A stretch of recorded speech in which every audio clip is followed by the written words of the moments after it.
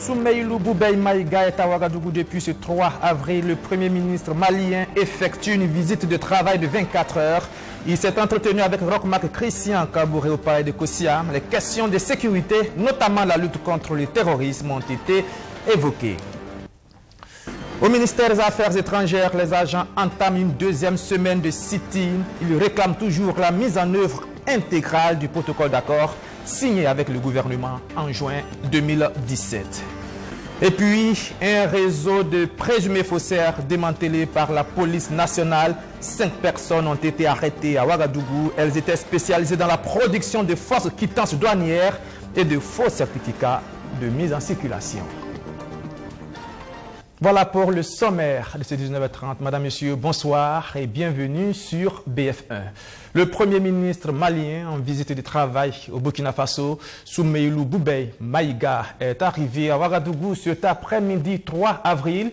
Il a été reçu en audience au palais de Kossia par le chef de l'État au centre des échanges. Il a été surtout question de la politique sécuritaire dans la zone frontalière entre les deux pays. Les deux hommes ont notamment insisté sur la nécessité d'apporter une réponse concertée à la menace terroriste. Alfred Thioyer.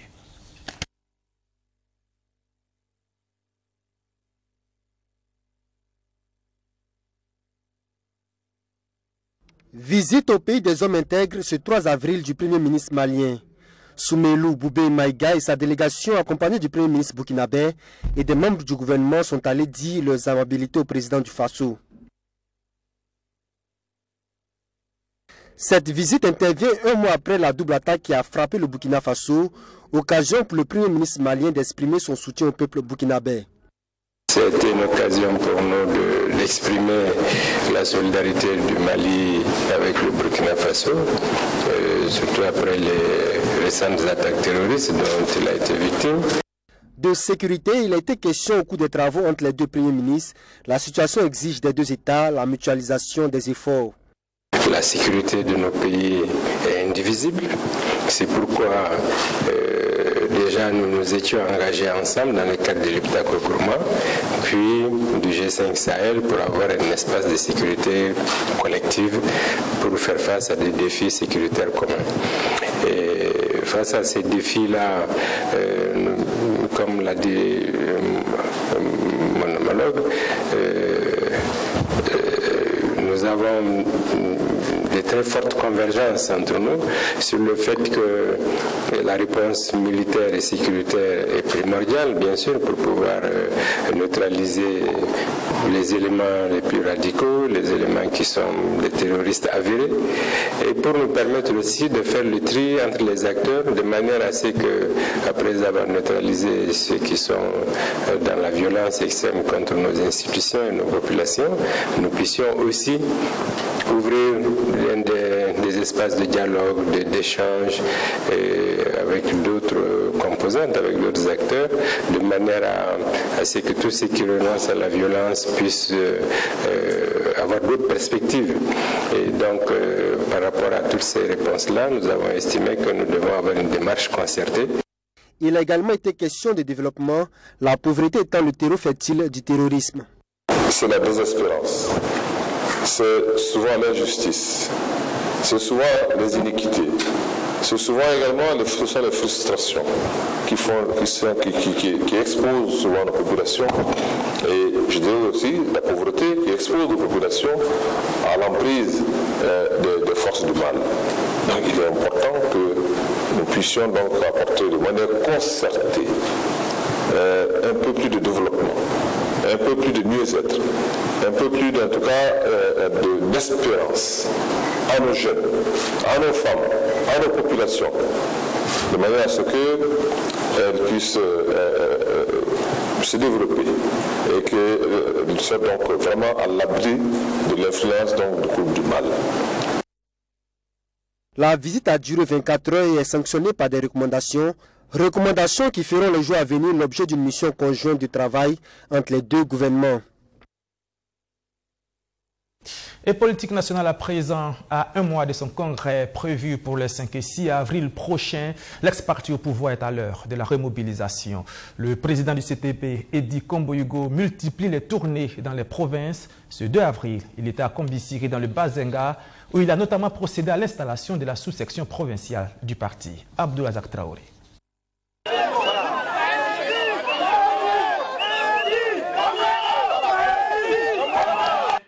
La machine électorale de 2020 toujours en marche au Congrès pour la démocratie et le progrès.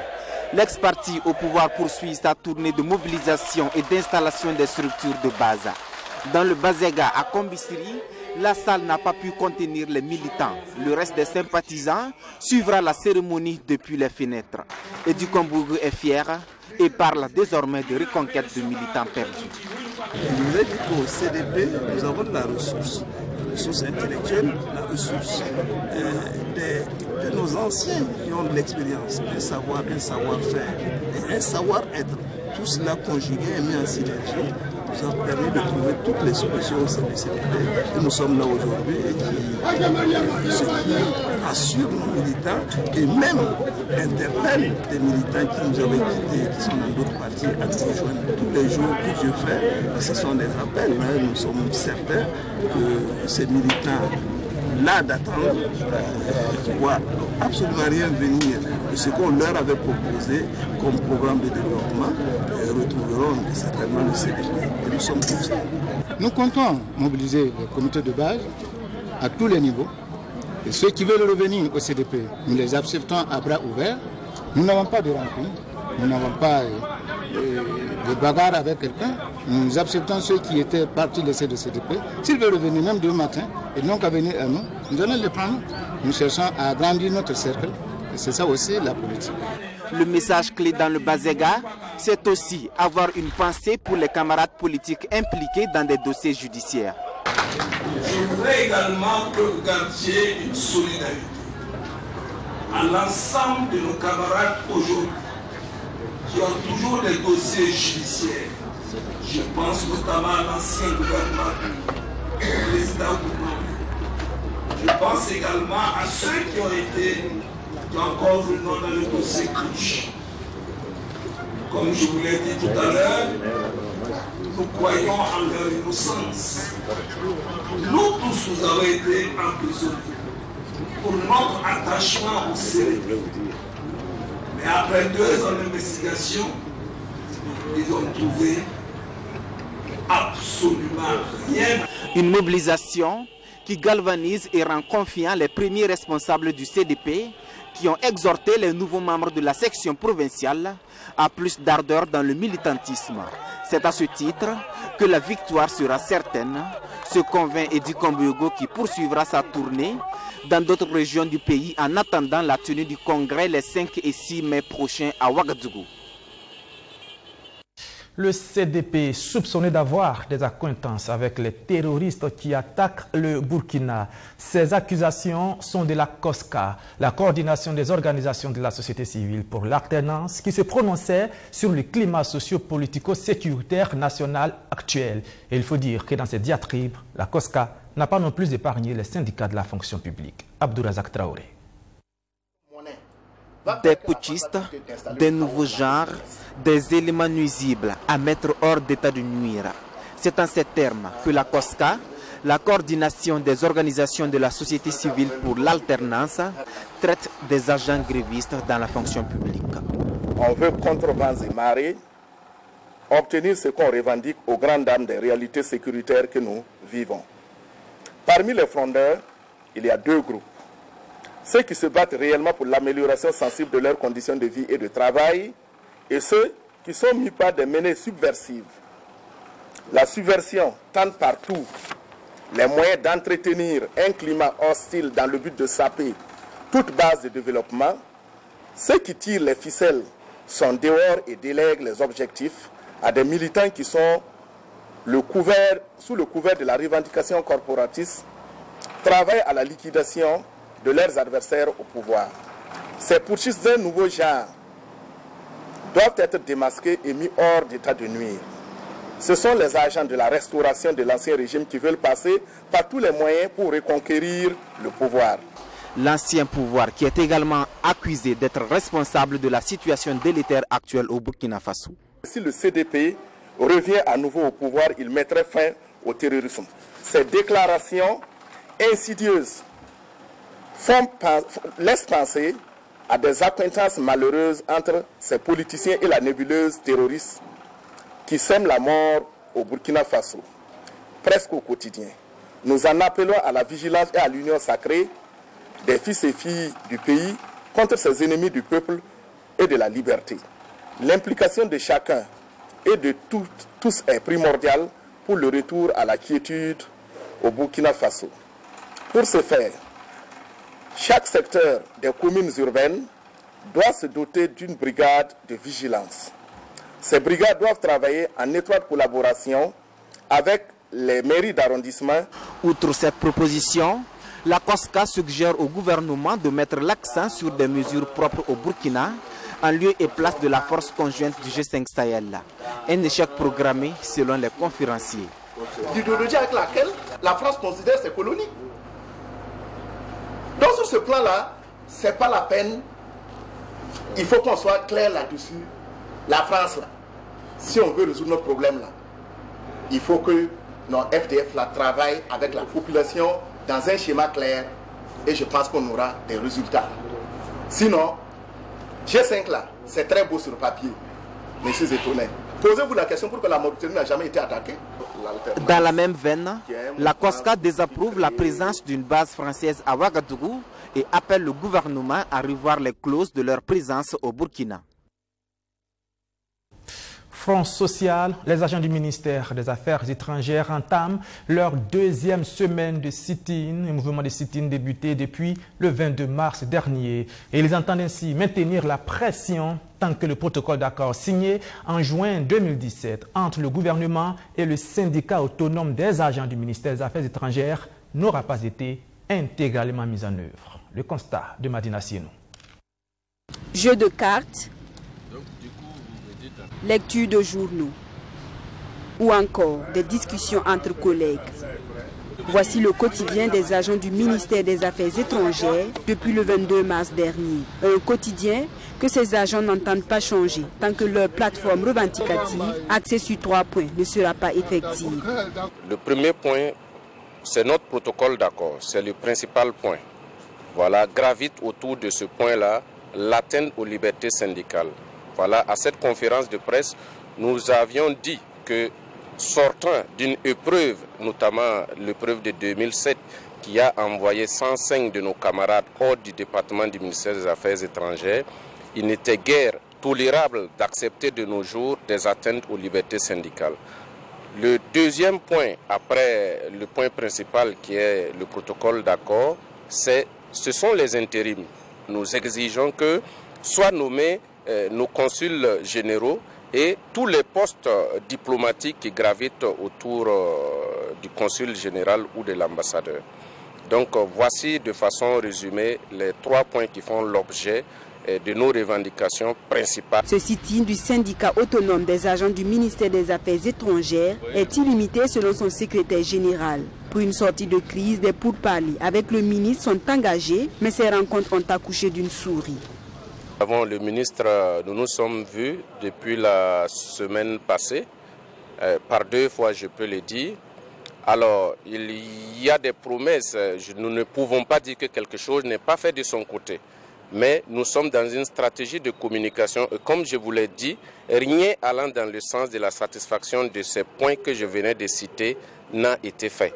C'est pourquoi nous maintenons notre sitting en attendant que l'autorité nous revienne avec des propositions assez substantielles. Les conséquences de ce sit-in illimité sont perceptibles, des guichets fermés, ce qui a des conséquences sur la délivrance des passeports de service. Il en est de même pour les guichets dédiés à la traduction des diplômes par exemple. Si rien n'est fait dans les prochains jours, les agents mécontents menacent d'aller en grève. Vous vous souvenez, c'était en février dernier, devant les caméras de télévision, le ministre de l'Habitat, en colère sur un chantier de construction de la coopérative burkinabé de l'habitat, ordonnait l'arrêt des travaux jugés illégaux. Il s'en était suivi une passe d'armes entre Maurice Dieudonné Bonannée et la CBH. Eh bien, depuis ce matin, le malentendu semble avoir été résolu. Les 2 parties ont, semble-t-il, trouvé un terrain d'entente. Luc Pabelgem. Le président de la coopérative burkinabé de l'habitat et le ministre Dieudonné Maurice Bonane fumant le calumet de la paix. Cela était impensable il y a un mois. Le ministre Bonane avait arrêté le chantier de la CBH et ses membres étaient plongés dans le désarroi. Il était reproché à cette coopérative, pourtant encouragée par le ministère, d'avoir entrepris des travaux sur un site qu'elle a elle-même déterminé. Après échange, les choses sont rentrées dans l'ordre. Un autre site sera attribué à la coopérative. Il y a eu des incompréhensions qui auraient dû être réglées autrement, mais comme on le dit, mieux vaut tard que jamais. Je pense que nous nous sommes rencontrés, nous avons échangé et nous sommes convenus de solutions. Voilà. Et je pense que le président de la coopérative est là. Le ministère va trouver d'autres terrains qui mettra à la disposition de la coopérative pour la construction de logements conformément à sa mission. Voilà. Et cette décision au niveau du ministère se fera, on l'exécutera donc dans les plus brefs délais.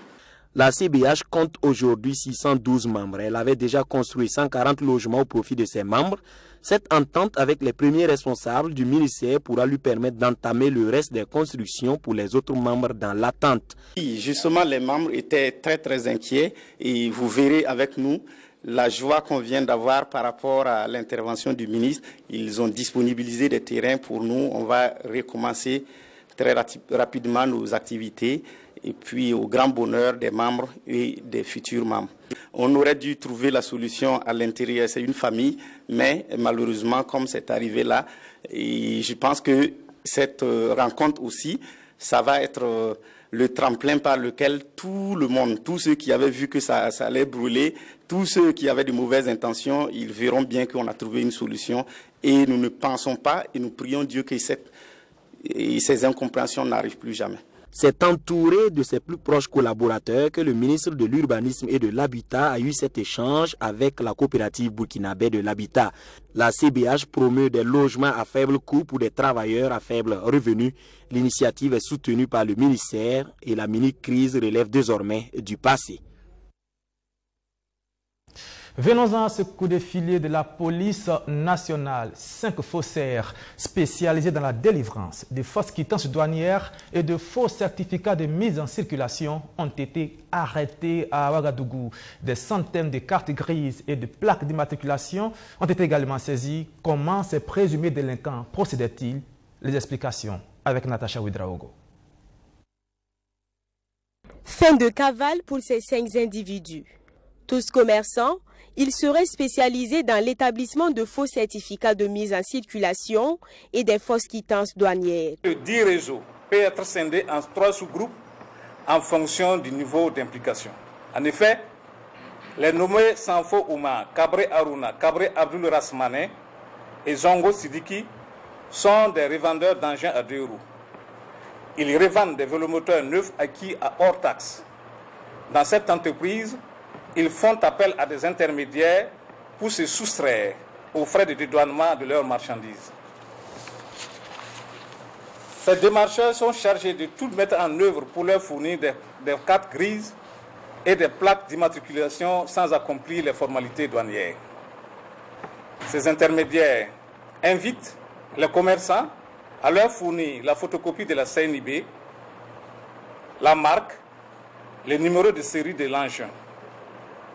Ces informations sont centralisées au niveau du nommé Kiema Idrissa, qui entre en contact avec les nommés Nabolé Alidou, Sawadougo Abdul, qui sont chargés d'établir les faux certificats de mise en circulation et les fausses quittances de paiement des taxes douanières.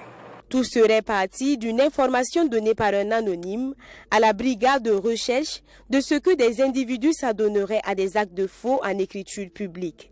Des enquêtes ont alors été ouvertes et ont permis la saisie d'un important butin. 16 vélomoteurs qui ont été mis en circulation et immatriculés sans être dédouanés, saisis des mains de légitimes propriétaires. Un tricycle saisi des mains de légitimes propriétaires. plus de 234 grises et 155 certificats de mise en circulation saisis chez le nommé Sanfo Omar. Plus de 210 plaques d'immatriculation saisies des mains du nommé Sanfo Omar. Plus de 34 grises et 20 plaques d'immatriculation saisies chez le nommé Cabré Rasmané. 95 faux dossiers devant servir à établir des cartes grises et des plaques d'immatriculation saisies à la boutique du nommé Sanfo Omar. Un téléphone portable appartenant au nommé Kiema Idrissa, contenant une soixantaine de numéros de série d'engins à 2 roues ayant été irrégulièrement immatriculés. À l'heure actuelle, 3 des cerveaux de ce réseau sont en cavale et activement recherchés. L'enquête est toujours en cours. Les présumés coupables, quant à eux, seront conduits devant le procureur du Faso pour les suites judiciaires. Tout autre chose, ils sont 126 jeunes déscolarisés ou non scolarisés des Dori et Banfora qui viennent de finir 2 ans de formation professionnelle. Ils ont reçu le week-end dernier des chèques pour la mise en œuvre de leur projet dans le cadre du programme EFFORD, éducation et formation pour un développement endogène. Les précisions de Luc Pavelguem. Soustraire des jeunes burkinabés non scolarisés des affres du trafic d'enfants en les mobilisant et en les orientant vers des structures de formation innovantes, c'est ce à quoi s'attellent les centres de formation professionnelle non formels de Dori et de Banfora. À travers le programme éducation et formation pour un développement endogène, des jeunes non scolarisés et déscolarisés apprennent des métiers dans leur langue. Au centre de formation professionnelle Ogo Samuel de Dori et celui de Koutoura à Banfora, 126 jeunes ont pu se former 2 ans durant. La sortie et l'installation des 4e et 6e promotions ont eu lieu ce 29 mars à Dori. Chaque jeune à sa sortie a reçu un chèque pour réaliser son projet. Moussa Diallo avec un chèque de 898 900 francs CFA compte se lancer dans l'embouche bovine. Bon, je me donne 2 ans pour être un homme d'affaires. C'est possible? Oui, oui. Explique un peu, ça peut se faire comment? Tu vas acheter combien pour commencer? C'est quoi? Bon, je vais aller à la maison et demander mes parents à ajouter. Ils vont m'aider. Donc, je vais commencer à faire. Chaque an, je peux faire sortir 3 fois. Donc, d'ici 2 ans, je serai... Voilà. Des partenaires techniques et financiers ont soutenu le programme sur 10 ans. L'Autriche, le Danemark et la Suisse sont ces partenaires-là. Pour eux, il revient à l'État de prendre la relève. Après un certain temps, un enfant va rouler seul au vélo, non? Il ne faut pas quelqu'un derrière qui dit tout le temps comment il faut faire. Et après ce temps-là, je crois c'est maintenant le temps qu'on donne la responsabilité entière. Déjà, c'était toujours géré par l'État. Et maintenant, c'est le temps que l'État continue. Grâce aux partenaires financiers, 111 636 261 francs CFA ont pu être mobilisés à la disposition des jeunes formés à Dori et à Banfora. Pour le ministre de l'Éducation nationale et de l'alphabétisation, ces chèques ne sont ni pour des voyages, ni pour célébrer des mariages. Je pense que nous devons travailler à ce que d'autres régions puissent bénéficier de ce genre de centre, afin que, à travers ces langues locales, nous puissions former. Donc les défis qui se présentent à nous, c'est d'abord, à la fin de ce projet, de travailler à la pérennité et à un meilleur fonctionnement de ces centres, et aussi de faire en sorte que dans un avenir très proche, on puisse, dans 2 nouvelles régions par exemple, pourquoi pas, dupliquer ce genre d'initiative. Les meilleurs apprenants des 2 centres ont reçu des taurillons et des sacs de tourteaux. De l'avis des responsables des centres Ogo Samuel de Dori et Koutoura de Banfora, ils sont nombreux les anciens pensionneurs devenus des entrepreneurs dans les domaines appris. Actualité internationale pour terminer, direction l'Afrique du Sud. Après l'annonce de la mort de Winnie Mandela, les Sud-Africains continuent de rendre hommage à celle qu'ils appelaient affectueusement Mama Winnie, la mère de la nation. Un hommage national officiel lui sera rendu le 14 avril prochain. Quelques 200 personnes se sont rassemblées devant la maison de Winnie Madikizela Mandela à Soweto après l'annonce de sa mort. Ils ont chanté et dansé. Les ministres et le président lui-même, Cyril Ramaphosa, sont venus lui rendre hommage. Des funérailles d'État seront organisées le 14 avril, qui seront précédées par une cérémonie le 11 avril. Winnie Mandela a eu un formidable impact sur le continent africain. On se souviendra d'elle comme une personne vaillante et courageuse. Winnie Mandela s'était imposée comme une égérie de la lutte anti-apartheid en reprenant le flambeau de son mari Nelson Mandela en prison. Elle a divorcé en 1996. Celle que l'on surnomme la mère de la nation a par la suite été impliquée dans différents scandales, enlèvements, violations des droits de l'homme, corruption. C'était une icône de la libération et puis quelque chose a terriblement mal tourné, explique à son propos Desmond Tutu. Voilà, et c'est la fin de ce journal. Merci de l'avoir suivi. Demain, 13h, Alfred Thioyer sera là pour l'édition de la mi-journée. Puis à 19h30, je vous retrouve pour une nouvelle session d'information du soir. Merci de votre fidélité.